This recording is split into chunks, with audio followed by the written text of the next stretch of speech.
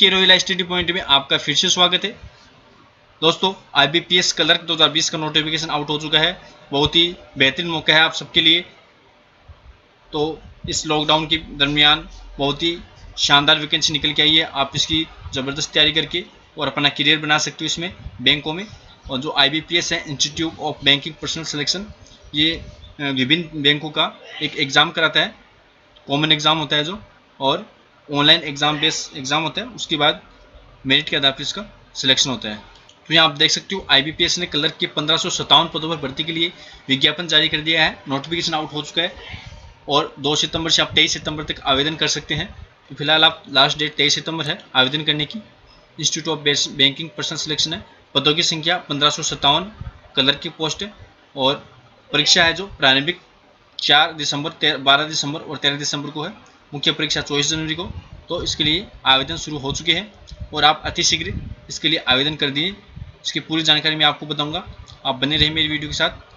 पहले मैं आपको जो मेन चीज़ है वो आपको बता देता हूँ कि इसकी जो एज है वो न्यूनतम 20 वर्ष और अधिकतम 28 वर्ष है।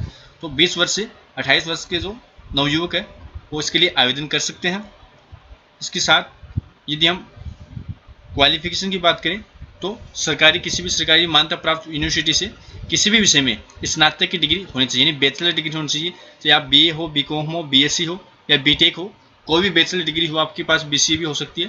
तो साथ ही उसको अपने राज्य की या अपना जो केंद्र शासित प्रदेश है उसकी ऑफिशियल लैंग्वेज है उसका नॉलेज होना चाहिए। और कंप्यूटर साक्षरता में दक्ष होना चाहिए। उसके पास कंप्यूटर का नॉलेज होना चाहिए।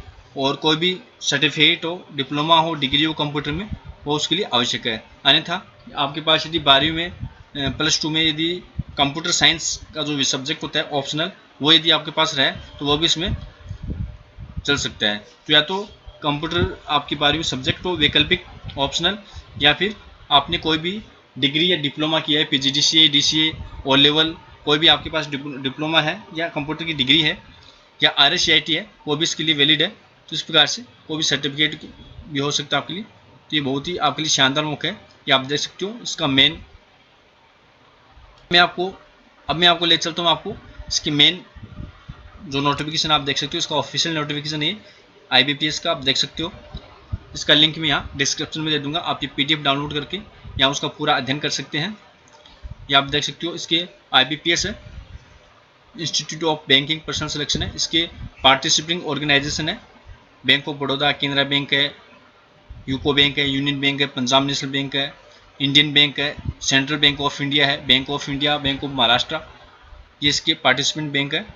और इसका टेंटेटिव शेड्यूल इन्होंने जारी किया है कि आप देख सकते हो ऑनलाइन एग्ज़ाम के अप्लाई करने के लिए, उसका मॉडिफाई या एडिट करने के लिए जो डेट है 2 सितंबर से 23 सितंबर। और इसकी जो पेमेंट है ऑनलाइन ही इसका पेमेंट हमें जमा कराना होगा, वो भी 2 सितंबर से 23 सितंबर बीच आप कभी जमा करा सकते हो। और प्री एग्ज़ाम की ट्रेनिंग है वो 17 नवंबर को, और डाउनलोड हो जाएंगे 17 नवंबर से एडमिट कार्ड ट्रेनिंग के, प्री एग्ज़ाम ट्रेनिंग की, यानी एग्ज़ाम से पहले यदि आप ट्रेनिंग लेना चाहें किस प्रकार से एग्ज़ाम होगी, वो उसके एग्ज़ाम में आपके लिए सहायता प्रदान करेगी, उसके लिए भी है। वरना फिर आप देख सकते हो जो प्रीलिमिनरी एग्ज़ाम है, प्री एग्ज़ाम जो होगा, 2 स्तर का एग्ज़ाम होंगे इसमें, एक प्री और एक मेन। प्री एग्ज़ाम की डेट है 5 दिसंबर, 12 दिसंबर और 13 दिसंबर को होगी। ये विभिन्न शहरों में और ऑनलाइन ही कंप्यूटर पर आयोजित होगी। और ऑनलाइन एग्ज़ाम का जो रिजल्ट है 31 दिसंबर को टेंटेटिव अभी शेड्यूल में रखा है हमने। और मेन एग्ज़ाम है वो 12 जनवरी को इसका डाउनलोड हो जाएगा कॉल लेटर, और 24 जनवरी को ये परीक्षा मेन एग्ज़ाम की आयोजित की जाएगी। और प्रोविजनल अलॉटमेंट है 1 अप्रैल 2021 से स्टार्ट कर देंगे, यानी अगले वित्त वर्ष से ये ज्वाइनिंग में, यानी बैंकों में इनको ज्वाइन करवा देंगे। एलिजिबिलिटी क्राइटेरिया की हम बात करें तो नेशनलिटी इंडियन, ये आप देख सकते हो, सब्जेक्ट हो नेपाल, भूटान, ये सब जो आते हैं अपने, तो भारतीय का नागरिक हो। इसके अलावा एज आप देख सकते हो 20 से 28 साल, यानी मिनिमम 20 साल और मैक्सिमम 28 साल हो सकता है।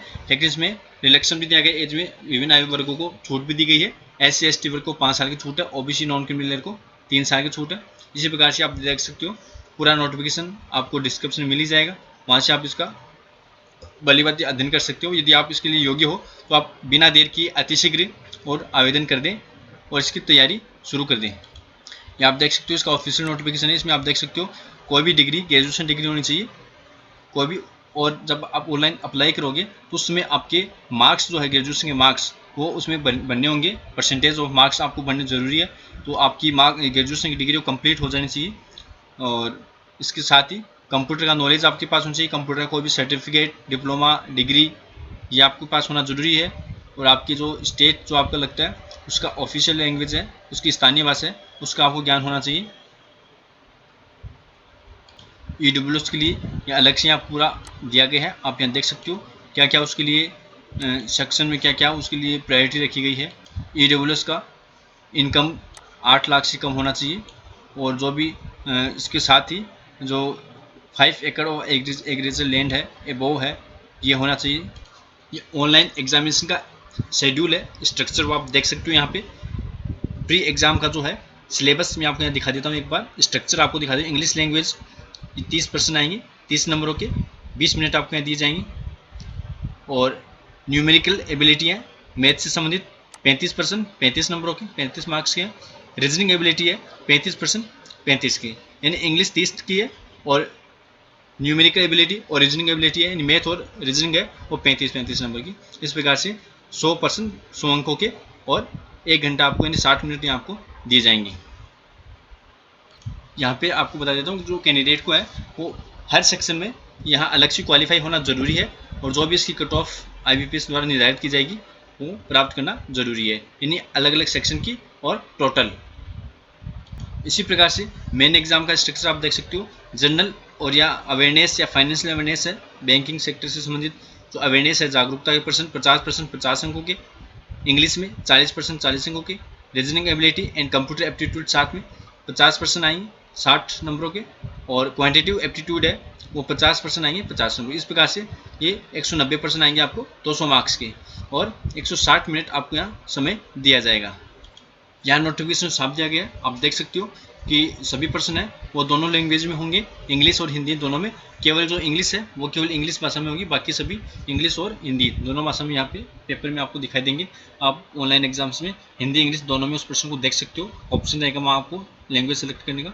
इसके अलावा आप एग्ज़ाम में प्री और मेन दोनों एग्जाम में आपको ये वैलिड का लेटर है वो जो डाउनलोड करेंगे आप नेट से, वो साथ में फ़ोटो आइडेंटिटी प्रूफ ओरिजिनल उसी नाम की, जो नाम आपका एग्ज़ाम में आपने लिखा है उसी नाम से आपको ID भी होनी ज़रूरी है, नाम में डिफरेंट नहीं होना चाहिए, अन्यथा ये स्ट्रिक्ट होता है इस बैंक इस मामले में। और आइडेंटिटी कार्ड की आपकी जो फ़ोटो आइडेंटिटी प्रूफ है उसकी फ़ोटोकॉपी आपको चाहिए।